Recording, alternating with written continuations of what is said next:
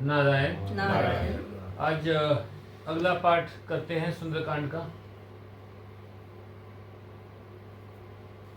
दोहा 28। जय पुकारी ते सब बन उजाड़ जुगराज, सुनी सुग्रीव हर्ष कपि कर आए प्रभु काज। क्या होता है जब हम सक्सेसफुल होते हैं तभी मतलब मिठाई खाते हैं। आनंद की जो सीमा है हमें तभी मिलती है जब सफलता मिल जाती है। और जब किसी के घर मिठाइयाँ बट रही हो तो सब समझ जाते हैं कि उसके यहाँ कोई ना कोई शुभ संदेश है। तो जब उन्होंने देखा कि फल खाने लगे जो भूखे मरे थे, जब तक हनुमान वहाँ गए रहे तब तक इन्होंने कुछ खाया पिया नहीं बांदरों ने, कि अब ये मधुवन के फल तोड़ तोड़ के खा रहे हैं, मधुवन उजाड़ रहे हैं, तो इसका मतलब वो वहाँ पे सफलता आ गई है। अब उसके बाद क्या हुआ, जब सुग्रीव आ गए, उनसे आके खबर ली, उन्होंने कहा कि मतलब हम लोग, मैं खबर ले आया हूँ वहाँ से, और वो जाके राम जी के पास पहुँचे। सारा काम करने के पास का बाद हनुमान जी राम जी के पास पहुँचे सुग्रीव के साथ। अकेले भी जा सकते थे, जामवंत तो साथ थे ही, तो सुग्रीव के साथ ही क्यों गए? वो इनका ऐड था ना कि वो जो इनके नीचे पत्ते के काम उन्हीं को साथ लेके जाना जरूरी होता है। बेसिक बात क्या है कि जब हनुमान जी वहां गए, हनुमान जी की डायरेक्ट कांटेक्ट था राम जी के साथ, क्योंकि जब वो उससे लेके आए उनको जंगल में घूमते हुए, राम और लक्ष्मण को हनुमान जी भी लेके आए साथ में, तो उनसे डायरेक्ट कांटेक्ट तो था। सुग्रीव से लाके हनुमान जी ने मिलवाया था, हनुमान जी ने सुग्रीव से मिलवाया था। ठीक है, तो उनका डायरेक्ट कांटेक्ट था उनके साथ। तो बट उन्होंने रास्ता जाने के लिए क्या किया, सुग्रीव को साथ लिया। तो राम तक पहुंचने के लिए आपको किसी सुग्रीव का साथ लेना पड़ेगा। सुग्रीव का लेना पड़ेगा कि हनुमान जी का लेना पड़ेगा? हनुमान जी तो साधक है जी। साधक को किसी गुरु का साथ लेना पड़ेगा। साधक किसी का साथ लेके ही उस तक पहुंच सकता है, साधक अपने दम पे नहीं पहुंच पाता। ठीक है, समझे मेरी बात? अब वो वहां गए, जाके उन्होंने देखा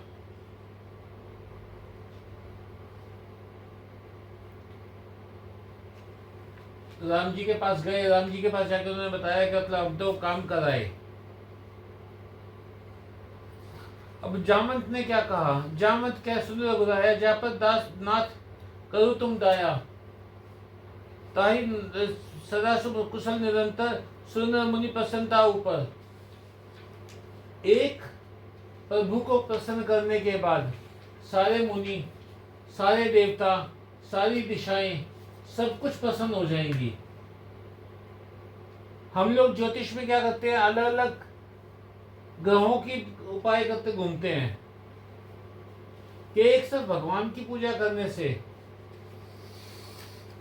सीधे डायरेक्ट आप भगवान से कांटेक्ट कर सकते हो, तो आपको उनके एजेंटों की पूजा करने की क्या जरूरत है?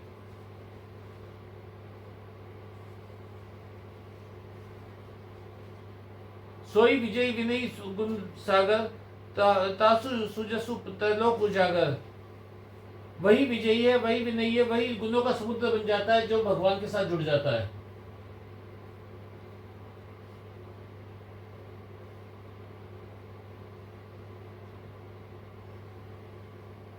भगवान के काम के लिए जब हनुमान जी जा रहे थे, रास्ते में एक मैनाक पर्वत प्रकट हुआ समुद्र में से, तो हनुमान जी ने उसको हाथ लगा के क्या कहा था, पहले राम काज कीने बिना कहा मोहि कहा विश्राम। ठीक है, तो उन्होंने क्या कि जब राम का काम फिनिश हो गया, राम का काम क्या है, भगवान का काम क्या है, हमें किस काम से भेजा है भगवान ने? भगवान ने हमें भेजा है सबको सुख पहुंचाने के लिए। परसों उसमें आश्रम में एक बहस चल रही थी कि मानव नॉनवेज के ऊपर जो वो चल रही थी, तो उसमें बोले कि मानव भी तो जीव ही है, पशु ही तो है। तो मानव पशु नहीं है, अग्नि है। क्या कोई जानवर अग्नि को नियंत्रित कर सकता है, अग्नि को पैदा कर सकता है, अग्नि को बुझा सकता है, अग्नि का इस्तेमाल कर सकता है? हम अग्नि का इस्तेमाल करके अपने रेलगाड़ियाँ चला रहे हैं, अग्नि का इस्तेमाल करके खाना पका रहे हैं, अग्नि का इस्तेमाल करके पत्थर फूंक के सीमेंट बना रहे हैं, उस सीमेंट से हम बड़ी बड़ी बिल्डिंग बना रहे हैं, मिट्टी को उसमें फूंक के हम ईंटें बना रहे हैं। अग्नि का सारा इस्तेमाल सिर्फ मानव कर पा रहा है, कोई पशु इस्तेमाल नहीं कर पा रहा। भगवान ने हमें विशेष बनाया है, तो हमारे काम भी विशेष हैं। हम पशु की तरह अपने आप को कहें कि हम भी तो पशु हैं, तो आप पशु ही हैं। आप प्रभु के काम के लिए नहीं हो। आप तो खाओगे, पियोगे, मैथुन करोगे, संतान पैदा करोगे, सो जाओगे, मर जाओगे। आप इस काम के लिए पृथ्वी पर नहीं आए। पृथ्वी पर आए हो आप तो किसी निश्चित काम के लिए आए हो। अब उन्होंने कहा, राम जी ने पूछा कि सीता वहां कैसे अकेली अपना गुजारा कर रही है? तो कहते वो अपने प्राणों की रक्षा कैसे कर रही है राक्षसों के बीच में? तो उन्होंने कहा आपका नाम दिन दिन पर दिन पहरा देने वाला है। हनुमान जी ने कहा आपका नाम तो पहरा दे रहा है, आपका ध्यान किवाड़ है, और आपके जो चरणों में ध्यान, उसने अपना ध्यान लगाया हुआ वो ताला लगा हुआ है, तो कोई नुकसान कैसे पहुंचाएगा?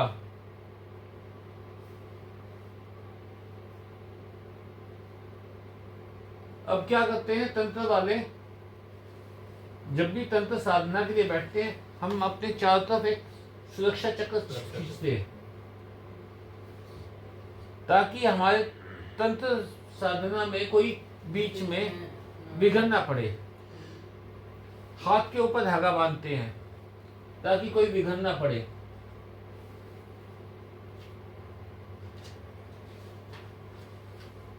कहते हैं जब आपका ध्यान पूरी तरह भगवान में लगा हुआ है तो कोई विघन आपको सता नहीं सकता, आपका कोई काम नहीं रुकेगा,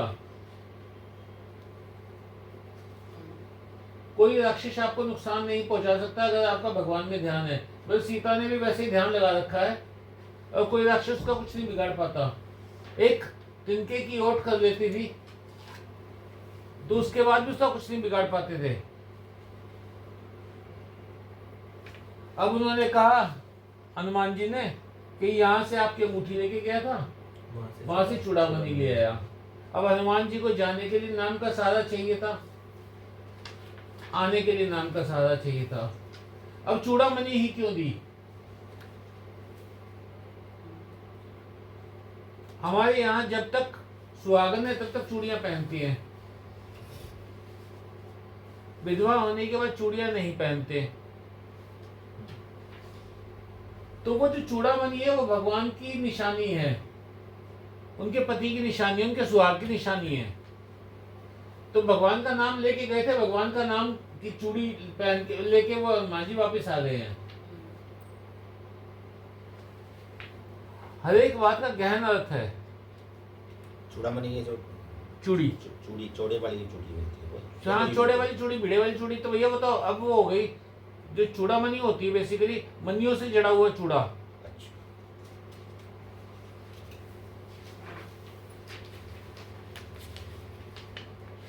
तो फिर भैया जैसे सीता जी के पास चूड़ामणि जो थी वो भगवान की निशानी थी, तो फिर यही क्यों लेके आए? क्या चीज? मतलब हनुमान जी हाँ चूड़ामणि ही क्यों लेके आए? तो हृदय में छवि भी तो थी राम जी की। दिन रात भगवान के चरणों में ध्यान लगाया होता है, उसमें था नहीं कि वो तिनके जैसा शरीर हो रखा है, सिर पे बालों की एक जटा बन गई है और पर उनका ध्यान प्रभु के चरणों में लगा हुआ है। तुम्हें वस्तुओं की आवश्यकता नहीं रही सीता को, वो डायरेक्ट कॉन्टेक्टेड था। हम लोग क्या होता है वस्तु की आवश्यकता है हमें। उसमें कहा था ना फिल्म ओ माय गॉड में, उसको वो की हाँ, चेन फिर- मिल हाँ, जाता फिर है, मिल कहता जाता है कर ले पूजा आप इसकी, इसमें भागी कहता फेंक दे इसको। तू डायरेक्ट मेरे साथ जुड़ता को किसी वस्तु की आवश्यकता नहीं है। हमें किसी रुद्राक्ष की माला की, किसी तुलसी की माला की, किसी स्फटिक की माला की जरूरत नहीं है। ये तो आप कहते हो बार बार इसके में ना पढ़ो, उल्टी सीधी चीजें जैसे करते हैं नहीं। हाँ, तो इनको फिर क्यों जरूरत पड़ी थी किनको? हनुमान जी को? हनुमान जी को, हनुमान जी नए जुड़े साधक हैं। सीता जी ने अपनी मर्जी से दी है, तो उन्होंने था ना कुछ नहीं, निशानी उन्होंने मांगी थी, निशानी दे दो, कोई निशानी निशानी मांगी दे दो। थी, हाँ। चूड़ामणि तो सीता जी ने दी है। हाँ, और उन्होंने ये नहीं कहा चूड़ामणि दे दो, उन्होंने कहा कोई निशानी दे दो, तो सीता जी ने दी है। सीता मतलब भक्ति। अब भक्ति यहाँ पे एक और खास बात, सीता जी ना पिछले हम उसमें चले जाएं, कांड में चले जाएं, तो उसमें क्या था, उनको जेवर पड़े मिले थे रास्ते में। सीता ने सारे जेवर उतार के फेंक दिए थे, हाँ जी। पर चूड़ी नहीं उतारी। चूड़ी क्यों नहीं उतारी? वो उसने लक्ष्मण ने कहा कि मैं उनके सब पाजिए पहचानता हूँ, क्योंकि मैंने इससे ऊपर देखा ही नहीं कभी। सारे जेवर फेंक दिए, उन्होंने चूड़ी नहीं फेंकी। चूड़ी सुहाग की निशानी। चूड़ी सुहाग की निशानी है, उनके पास आखिरी वस्तु थी, वो आखिरी जेवर था उनके पास, वही उन्होंने। हनुमान जी ने कहा कि कोई दे दो, मैं जाके दिखाऊंगा। तो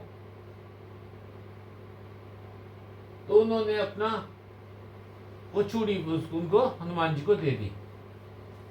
एक और बात भी तो हो सकती है ना यहाँ पे, कि उससे पहले जब हमने तो सीता जी का जब हमने विवरण पढ़ा था, तो ये था कि अशोक वाटिका में रह के भक्ति जो है वो तब के और निखर के आई थी, वो कृष्काय हो गई थी। तो उससे पहले उन्होंने चूड़ामणि को रखा, क्योंकि तब तक वो भी उसका सहारा था, चूड़े का सहारा था। उसके बाद मतलब वो जब निरंतर जप किया उन्होंने, तप किया, राम के चरणों में खोई रही, हाँ जी। तो उनको चूड़े की जरूरत नहीं रह गई। हाँ।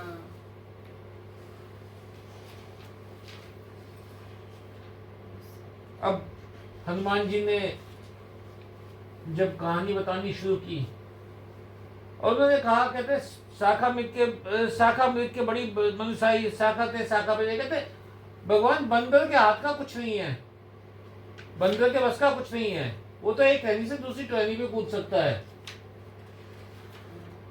हम लोग जो नहीं जुड़े ना भगवान से, वो एक टहनी से दूसरी टहनी पे कूद रहे हैं।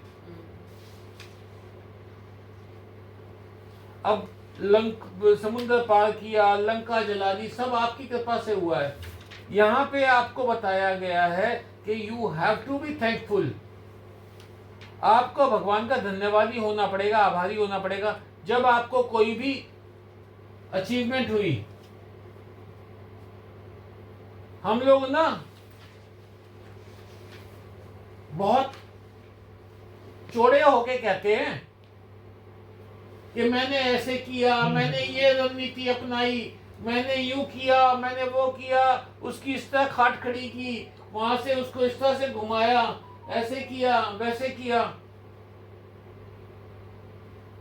पर क्या कभी कहते हैं भगवान की, सिर्फ एक बात कह रही, भगवान की कृपा हुई है।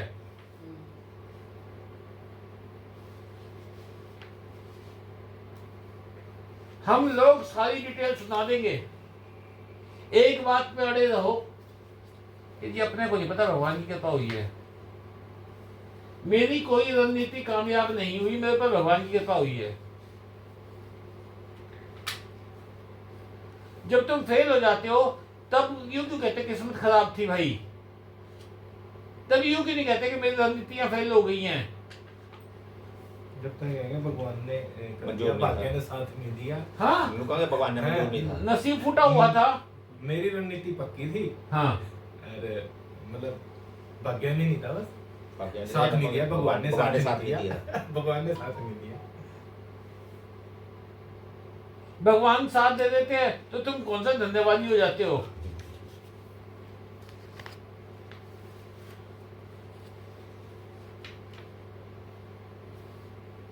अब हनुमान जी ने जब सारी कथा बताई, तो उसके बाद हनुमान जी ने एक बात मांगी उनसे, नाथ भक्ति अति हाँ। सुखदायिनी। भगवान मुझे एक ही चीज दे दो, आपकी भक्ति दे दो जो सुखदायक है, और मेरे ऊपर कृपा करो अनपायनी, बिना किसी कंडीशन के मेरे ऊपर कृपा कर दो।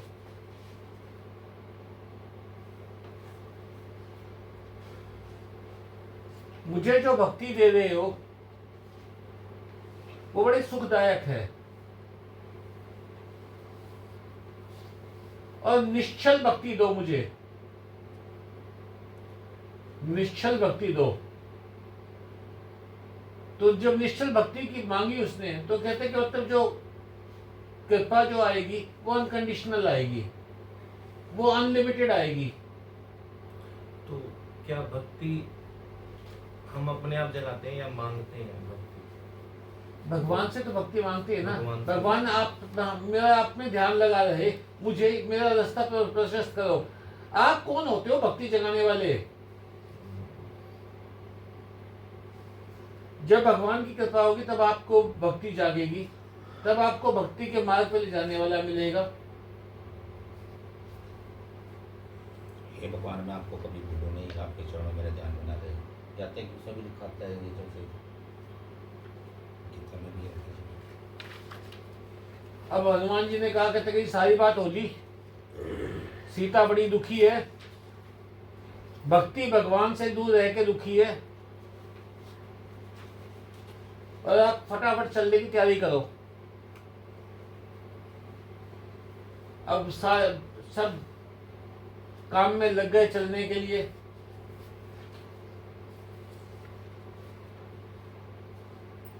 अब एक खास बात,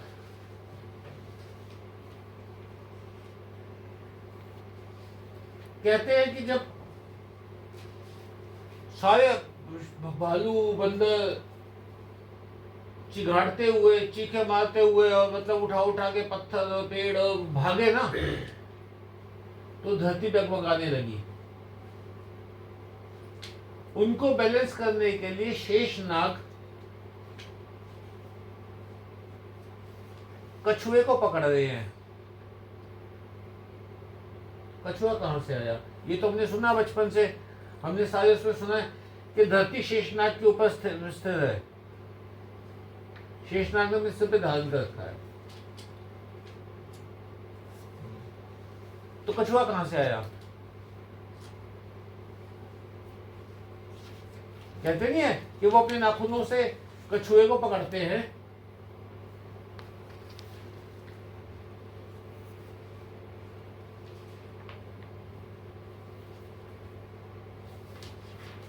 सही सके न बार उदार अधिपति बार बार मोही, गए दसन पुनि पुनि कमठ पृष्ठ, कठोर सो किमि सोही। 74 पेज पे छंद दो। रघुवीर उचित प्रयाण परिस्थिति, जानी परम सुहावनी, जनु कमठ खरपर सरपराज सो लिखत अविचल पावनी। अब वो कछुआ कहाँ से आया है जिसकी पीठ पे वो बैठे हुए हैं? ये कछुआ कहाँ से आ गया? अब कछुआ क्या है? कच्छप अवतार है भगवान विष्णु का, जिसके ऊपर रख के समुद्र मथा गया था कि शेषनाग भी हवा में नहीं लटके हुए, वो भी भगवान विष्णु की कृपा से टिके हुए हैं। वो भी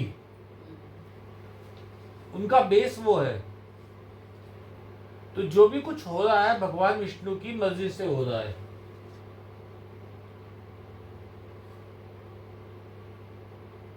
ये बात ना, कछुआ कहां से आया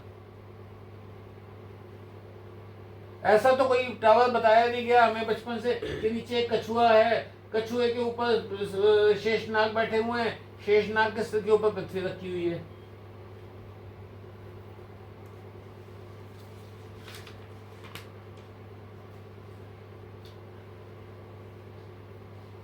अब जब हनुमान जी जब वहां पे पता लगा कि समुद्र के किनारे आ गए हैं और सारे के सारे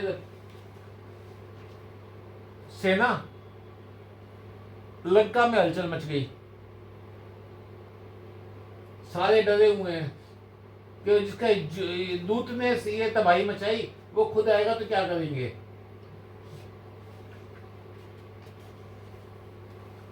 अब जो मूर्ख होता है ना, वो समझाने से भी नहीं समझेगा, कभी नहीं समझेगा।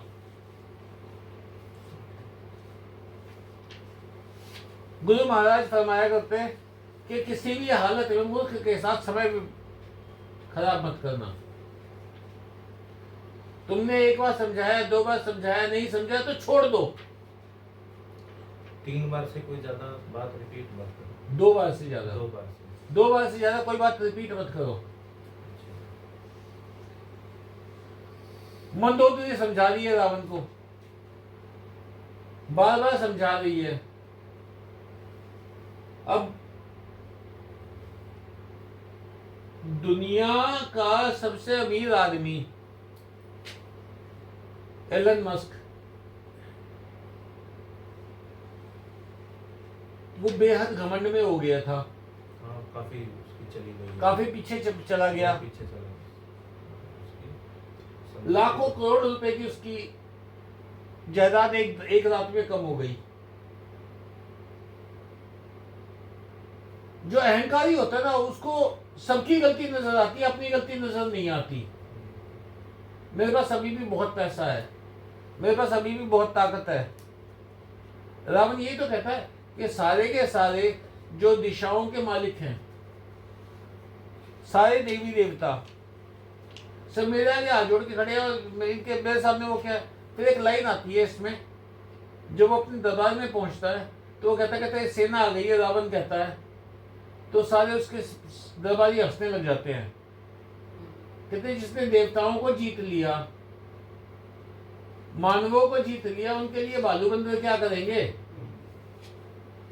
तो बड़ी प्यारी बात कही है। सचिव वैद्य गुरु तीनी ज्यों प्रिय बोली भयास, राज धर्म तन तीनी करी होई बेगी नास। मुझे बहुत अच्छी लगती है कि भय के मारे। अच्छा, एक बात और थी, जैसे रावण मानना नहीं, दोहा है भैया ये 37 नंबर दोहा। अब इसका मतलब क्या है भाई, आपका सेक्रेटरी सचिव, आपका वैद्य और आपका गुरु जब आपके भय के मारे झूठ बोलना शुरू कर दे तो समझ लो तबाही आने वाली है। सचिव का सेक्रेटरी का मतलब क्या है, यहाँ पे जो आपके सलाहकार है,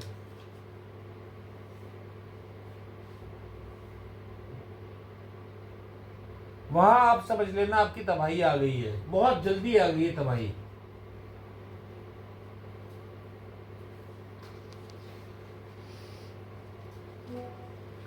अब विभीषण आके कहने लगा, विभीषण बताने लगा कि भैया वो साधारण इंसान नहीं है, भगवान है, तू पहचान उनको।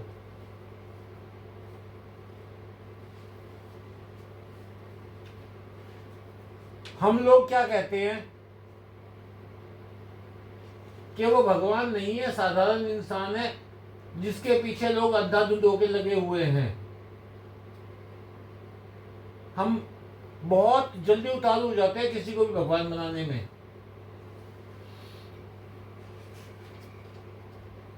मैंने परसों चौथे एक आर्टिकल भेजा था कि तुम्हें जादू देखना पसंद है, तुम्हें चमत्कार देखना पसंद है। पूरी उसमें गीता में भगवान कृष्ण ने कहीं नहीं कहा कि जाके तू 2-4 लोटे ये चढ़ाया, ये उपाय करा, ये करा, वो करा। अर्जुन को कोई बताया ज्योतिष का उपाय? उसने कहा ये युद्ध तुझे लड़ना है, तेरा खड़ा किया हुआ है, तुझे लड़ना है, तुझे कर्म करना है। आजकल आजकल वो उपाय जो बताए आपको, क्योंकि हमें बहुत पसंद है फटाफट उपाय हो जाए, कोई काम फटाफट हो जाए, क्योंकि हमें जल्दी बहुत है। हमारे पास समय नहीं है काम के लिए, हमारे पास समय नहीं है राम के लिए। बहुत टाइम पड़ा है, बाद में जप लेंगे। बाद में कब? एक घड़ी भी नहीं लगेगी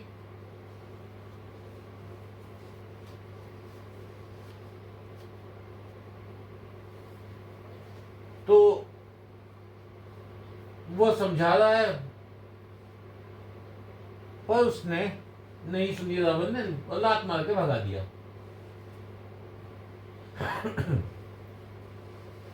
विभीषण जा पहुंचा भगवान राम के पास,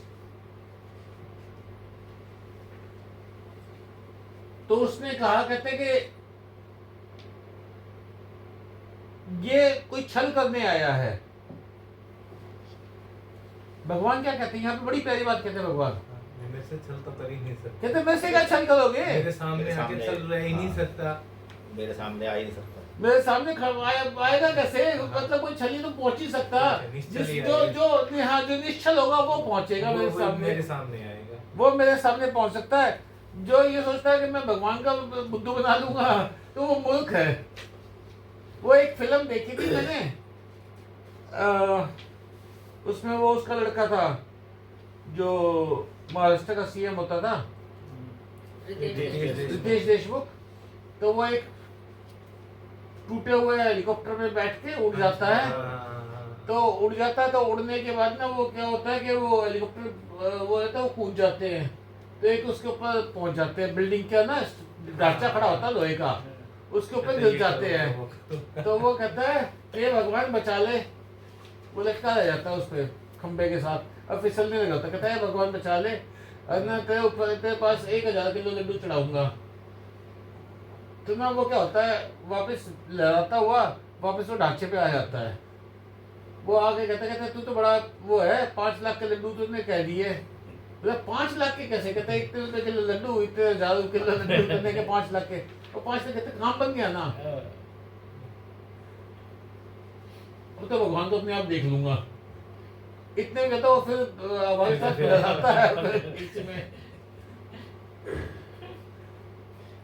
हम भगवान के साथ छल करने की कोशिश करते हैं। आप जो प्रशांत बोलते हो, सवामनी बोलते हो, ये भगवान के साथ छल नहीं तो क्या है? विश्व दे रहे हो भगवान को। नंगे पांव गिरिराज की परिक्रमा करूंगा, हर महीने तीर्थ स्थान पे आऊंगा, ये भगवान के साथ छल नहीं है क्या?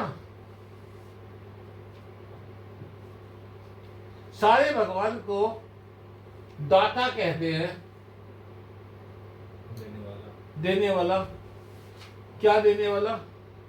धन दे दे, पुत्र दे दे, संपत्ति दे दे, नाम दे दे, गद्दी दे दे, कुर्सी दे दे, राज दे दे। भगवान ने कहा ना, आज तक वैसे मोक्ष मांगा किसने है? आप मांग रहे हो, हम मांगते हैं जी आपके पीछे पीछे। जब स्वामी विवेकानंद को माँ दक्षिणेश्वर काली के सामने खड़ा किया स्वामी रामकृष्ण परमहंस जी ने, तो माँ काली ने कहा पता क्या चाहिए? तो उन्होंने कहा मुझे ज्ञान दो, विवेक दो, मोक्ष दो। वो बाहर आए। विवेकानंद का परिवार बहुत गरीब हो गया था। उनके पिता एक बहुत बड़े वकील थे, बहुत पैसा था घर में, पर जैसा कमाते थे उतने ही बड़े खर्चे थे, जोड़ा कुछ हुआ था नहीं। उनकी डेथ हो गई, घर में खाने का भी वो नहीं था। तो यूजुअली क्या होता है कि 2-3 जने ये कह देते हैं कि हम तो बाहर खाना खाए। तो उनको पता लगा स्वामी रामकृष्ण परमहंस एक ऐसी शख्सियत है जो जिनके सामने माँ काली साक्षात प्रकट होती है। उनके पास गए, कहते जा मांग ले, तो वो जो चाहिए वो मांग ले। तो वो गए अंदर, तो माँ काली सामने खड़ी, बोले हाँ भाई क्या चाहिए? कहते मुझे ज्ञान दो, विवेक दो, मोक्ष दो। ज्ञान और विवेक में क्या फर्क है? ज्ञान तलवार है, विवेक है भाई चलानी है नहीं चलानी है, कब चलानी है। विवेक का मतलब क्या होता है? डिफरेंशिएशन, डिफरेंशिएशन, जो डिफरेंशिएट कर सके सही क्या है, गलत क्या है। सही गलत है। ज्ञान, विवेक और मोक्ष, वो वापस बाहर आए तो कहते क्या मांगा भाई तूने? भाई जी मैंने कहा ज्ञान दो। कहता अरे घर में रोटियों के लाले हो रखे हैं, तू जा दोबारा। गए, माँ काली का भव्य रूप देखा, बोले मुझे ज्ञान दो, विवेक दो, मोक्ष दो। 3 बार भेजा। तो जब वो आए कहते ये क्या किया तूने? तो स्वामी विवेकानंद ने एक बड़ी प्यारी बात कही, कल्प वृक्ष एक पेड़ माना जाता है, उस पेड़ के नीचे बैठ के जो मांगोगे वो मिल जाएगा। कहता कल्प वृक्ष मिल जाए, उससे मैं दाल रोटी मांगता क्या? उससे मैं माया मांगता क्या?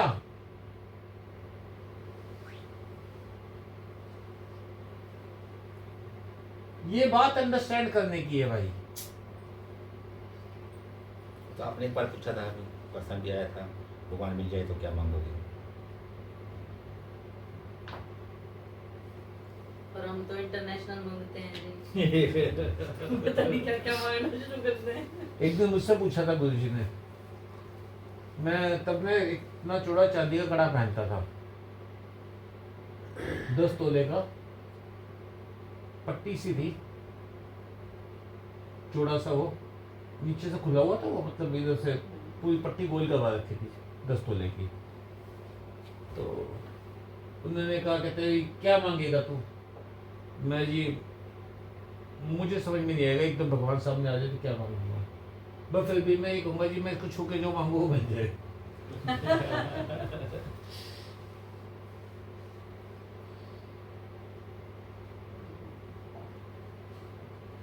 कहते बड़ा कन्वीनियंट सा नहीं है क्या तू? बाद में सोच लेंगे कि जब जो जिससे की जरूरत पड़ी उस वक्त वो मांगते रहेंगे। सच बताऊं अभी आपको, 5 आप बैठे चटा में हूं, अभी भगवान प्रकट हो जाएंगे यहाँ पे। हम 6 के 6 तुरंत मोक्ष नहीं मांग सकते कि भगवान ले चलो साथ में, मांग सकते। हमें अपना परिवार, कितनी जिम्मेदारियां हैं, कितना सिस्टम है, क्या है, सारा सोच में पड़ जाएंगे, नहीं मांग सकते। नहीं मांगेंगे। देखो सच्चे दिल से अगर करो तो नहीं मांग सकते।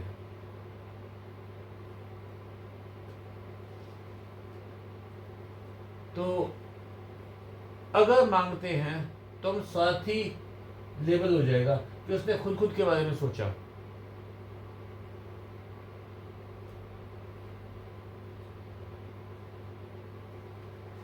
पर हम भगवान से ऐसा क्यों उम्मीद कर रहे हैं कि भगवान प्रकट हो और हमसे पूछे क्या मांग रहे हैं? क्योंकि हमें शॉर्टकट चाहिए। मन को प्रसन्न करने वाली बात है, शॉर्टकट। हम ये नहीं करते कि हम अपना कर्म करते रहेंगे, हम अपना धर्म निभाते रहेंगे और मोक्ष तो हमें मिलेगा ही।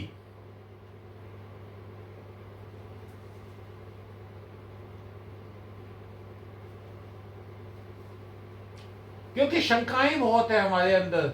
शंकाएं क्यों हैं? क्योंकि जो हमारी भक्ति है ना, वो निश्चल भक्ति नहीं है, अनपायनी नहीं है, पांव वाली भक्ति है। अनपायनी का एक्चुअली मीनिंग क्या है? जिसके पांव ना हो, वो पड़ी रहे एक जगह।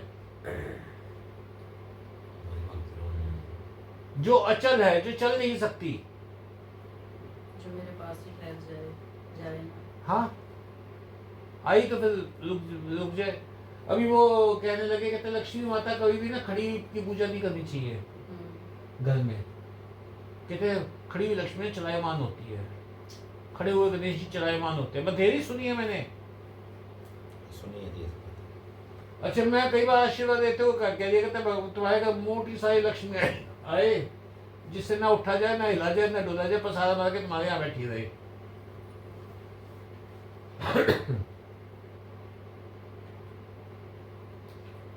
हम उस भक्ति को नहीं चाहते। सुंदरकांड हमें हर कदम पे हर लाइन में यही समझाता रहा है। भगवान ने क्या कहा, कहते मेरे सामने अगर लाख पाप किए हुए वाला भी आ जाए ना, इमीडिएटली खत्म हो जाएंगे पाप सारे। पर हम भगवान के सामने गए कब?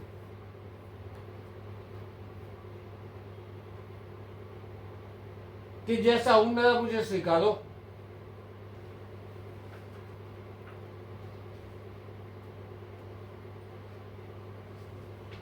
एक बात और बता देता हूं आपको, जितने लोग तड़प रहे हैं, डेथ बेड पे पड़े हुए,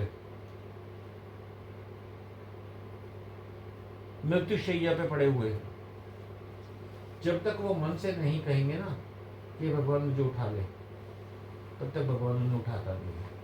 अच्छा जी। हाँ। तो मतलब इच्छा मृत्यु है अभी। इच्छा मत थी हमेशा से भी। आज ही के दिन विश्व ने मृत्यु का वर्णन किया था कि बस आज ऐसा है, जितनी कथाएं हैं उनका सबका बहुत गहरा मीनिंग है। जी, इच्छा मृत्यु के अपने मर्जी के हिसाब से मर जाओ, प्रभु की इच्छा से तो मर ही रहे हैं हम लोग। हम वो वाला वो भी अपने हाथ में लेना चाहते हैं, जो प्रभु का काम है ना, उसमें भी इंटरफेयर उसमें भी इंटरफेरेंस है हमारी। है तो नहीं लेकिन कोशिश है, करना चाहते हैं। करना चाहते हैं। अच्छा एक बात और भी, मान लो भगवान से लड़े, जैसे रावण था, भगवान से लड़ा, मृत्यु प्राप्त हो, क्या मोक्ष मिल गया उसको? और क्या। हाँ, बाली- इसमें बड़ी प्यारी बात हुई, बड़ी प्यारी बात आई इसमें खुद आई है कि वो कहते हैं ना कनक कोट, कनक कोट विचित्र नहीं। हाँ सुंदराय तन्ना गना, उसमें लिखा हुआ है, कहते हैं बहुत सारे राक्षस है यहाँ पे, कहते हैं इन राक्षसों की सबकी एक ही गति है।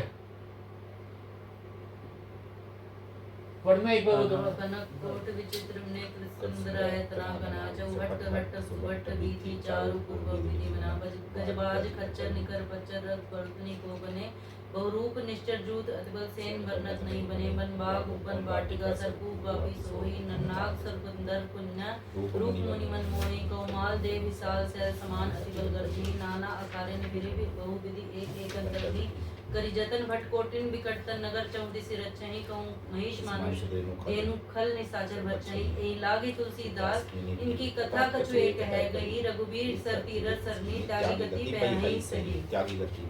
ये वाली लाइन लास्ट तक दो लाइन, इसमें क्या है, इन सबकी गति एक ही है। सब ने भगवान, क्या होता है कि भगवान राम नाम का जो जलश है ना, उसमें ही इनके पिंडदान, इनके ये वहां पे गति पाएंगे।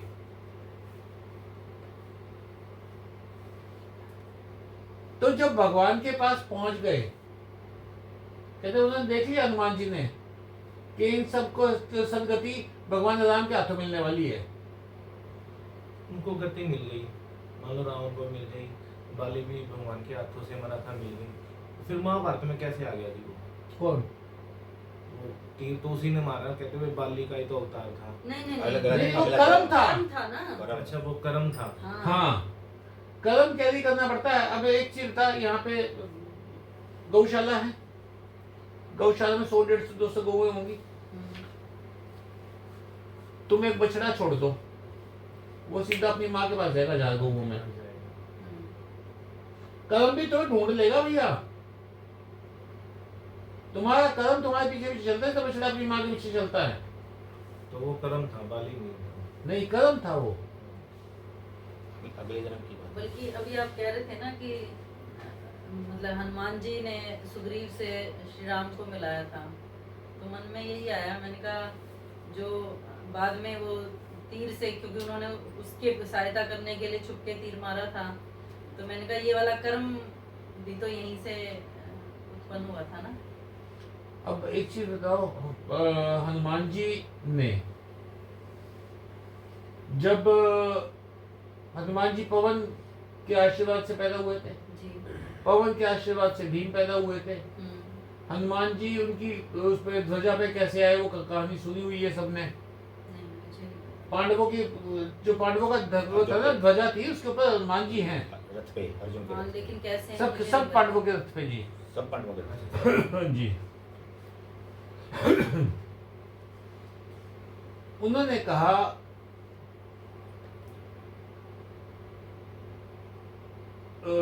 क्या नाम है, अर्जुन ने कहा, वो पहुंच गया राम सेतु के पास, खड़ा हो गया, सोचने लगा भगवान राम तो इतने बड़े धनुर्धर थे, हाँ, अगर वो तीर चला के पुल बना देते तो सारे राक्षस पार हो जाते, सारे वो वानर सेना पार हो जाती सारी। हम्म, तो वहां एक बूढ़ा बंदा बैठा हुआ था। बोले क्या सोच रहा भाई? कहता मैं ये सोच रहा हूँ। कहता बंदरों के भालुओं के उससे टूट नहीं जाएगा क्या? पुल टूट जाता। कहता फटाफट चलाओ। कहता भाई तू बना ले पुल, मैं चढ़ के दिखा देता हूँ। वो उसने पुल बना दिया, वो हनुमान जी चढ़े, अब पुल रह गया। अब वो दोबारा फिर बनाया, दोबारा फिर उसने और नजदीक नजदीक तीर चलाए और फास्ट तीर चलाए, बहुत बुरी का गूथ दिया उसने, फिर भी टूट जाता है। फिर भी टूट जाता। अब अर्जुन का सारा जो अहंकार था वो खत्म हो गया कि धनुर्धर कुछ भी कर सकते हैं।